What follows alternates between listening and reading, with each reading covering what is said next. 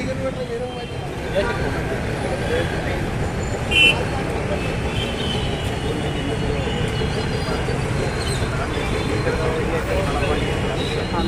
असताना तुम्ही आज डॉक्टर बाबासाहेब आंबेडकर यांच्या महापरिवार निर्माण दिनानिमित्त रक्तदान शिबिर आयोजित केलं, काय सांगा त्याबद्दल? त्याबद्दल हे सांगेल की महामानव डॉक्टर बाबासाहेब आंबेडकर यांनी गौतम बुद्धाचा धम्म स्वीकारून आम्हाला मानवतेचा संदेश दिला. त्याचेच पावलावर पाऊल ठेवून आम्ही ही रक्तदान हे सर्वश्रेष्ठ दान आहे, हे कोणी मानवाचं जीवन वाचू शकतं यासाठी आम्ही भव्य रक्तदान शिबिर आयोजित केलं आहे. याच्यामुळे जास्तीत जास्त युवकांनी रक्तदान डोनेट केलेलं आहे, जे काही ज्यांना गरज आहे रक्ताची त्यांना भेटेल मुफ्तमध्ये. यापूर्वी आपल्या काही रक्तदान शिबिर यापूर्वी आयोजित केलं? हो, आम्ही गेल्या 10 वर्षापासून 6 डिसेंबर, 14 जानेवारी आणि 14 एप्रिल रमाई जयंती ह्या निमित्ताने आमचं ब्लड कॅम्प चालू असतं. या निमित्ताने तुम्ही काय आवाहन करणार? या निमित्ताने एकच आवाहन करेल की डॉक्टर बाबासाहेब आंबेडकर यांना आपण अभिवादन करू आज 6 डिसेंबरला.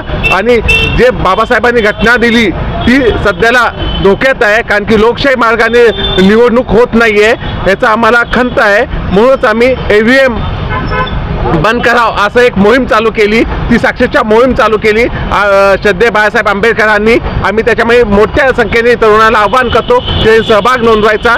तरी त्याच्यामध्ये आपली सिग्नेचर, आपलं जे काही एक वोटिंग ID असेल त्याचं क्रमांक, मोबाईल नंबर आणि स्वाक्षरी करून या मोहीममध्ये सामील व्हावं.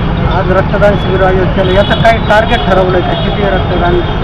असं तर आम्ही 70चं टार्गेट ठरवलं होतं, पण शहरामध्ये बऱ्याच ठिकाणी आज रक्तदान शिबिर आहे, त्यामुळे आमचं कमीत कमी नाही म्हणलं तर एक 50चं टार्गेट होईल. आज संकलित झालेलं रक्त हे कुठं पाठवणार, कोणाला, कोणत्या रक्तपेढीला?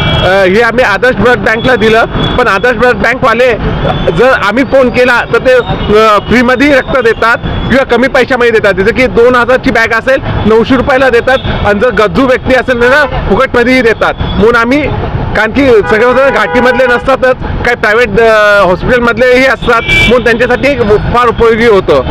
रक्तदान शिबिरासोबत तुम्ही EVM हटावून याच्यासाठी तुम्ही स्वाक्षरी मोहीम सुरू केली, या मोहिमेला कसा रिस्पॉन्स मिळतो? आम्हाला याच्यामध्ये चांगला युवकांचा रिस्पॉन्स भेटतो, आणि जो EVMवर नाराज आहे तो वर्ग येऊन आमच्याकडे सिग्नेचर करतो. आम्ही हे फ्लॅक्सवर पण सिग्नेचर घेतो आणि घरी घरी जाऊन एक फॉर्म बनवलेला आहे त्याच्यावरही सिग्नेचर घेतो. आमच्या याला चांगला प्रतिसाद भेटत आहे सध्याला. ही मोहीम केव्हापासून कधीपर्यंत चालणार? ही मोहीम 5 तारखेपासून तर येणार आहे, 16 तारखेपर्यंत चालणार आहे. या स्वाक्षरी मोहीमसाठी तुम्ही तरुणांना काय आवाहन करता? तुम्हाला जर देश वाचायचा असेल, या देशाची लोकशाही वाचवायची असेल तर बॅलेट पेपरवर निवडणूक व्हायला पाहिजे, पारदर्शकता, आणि त्याला EVM हा एक इलेक्ट्रॉनिक डिव्हाइस आहे, त्याच्यावर काही ना काही आपण करू शकतो, म्हणजे त्याच्यामध्ये हालचाल करू शकतो. म्हणून EVM बॅन करायचं आणि बॅलेट पेपरवर निवडणूक व्हावी आपला लोकशाही वाचवण्यासाठी. आपलं नाव?